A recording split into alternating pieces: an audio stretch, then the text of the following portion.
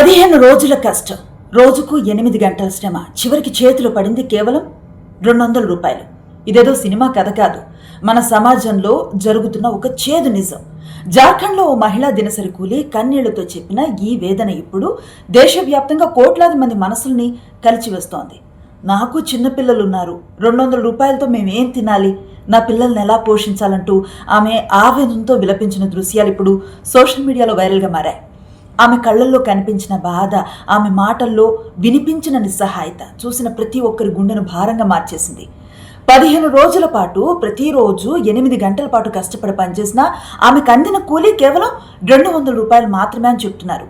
ఒక రోజు కాదు, 2 రోజులు కాదు, 15 రోజుల శ్రమకు ఇది ప్రతిఫలమా అని నెటిజన్లు ప్రశ్నిస్తున్నారు. ఈ రోజుల్లో భవన నిర్మాణ రంగంలో కూడా రోజువారీ కూలీలకు 100 రూపాయల వేతనాలు చెల్లిస్తున్న పరిస్థితుల్లో ఇంత తక్కువ మొత్తం ఇచ్చి ఒక కుటుంబం ఆకలిని ఎలా తీర్చమంటారని ప్రజలు ఆగ్రహాన్ని వ్యక్తం చేస్తున్నారు. రెక్కాడితే కానీ డొక్కాడని పరిస్థితుల్లో బతుకుతున్న కూలీలకు కనీస గౌరవం, కనీస వేతనం కూడా దక్కకపోవటం సమాజానికి సిగ్గుచేటు కాదా? వారి చెమటకు విలువ లేదా? వారి కష్టానికి ధర లేదా అనే ప్రశ్నలు ఇప్పుడు సోషల్ మీడియాలో మారుమోగుతున్నాయి.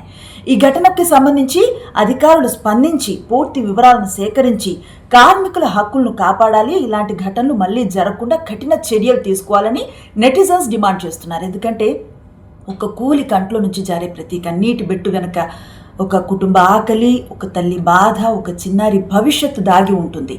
ఈ అన్యాయాలకు ముగింపు పలకాల్సిన సమయం ఆసన్నమైంది. కూలీల శ్రమకి గౌరవం, అలాగే వారి జీవితాలకు భరోసా కల్పించడం మన అందరి బాధ్యత. ఈ ఘటనపై మీ అభిప్రాయం ఏంటి? కామెంట్స్లో చెప్పండి.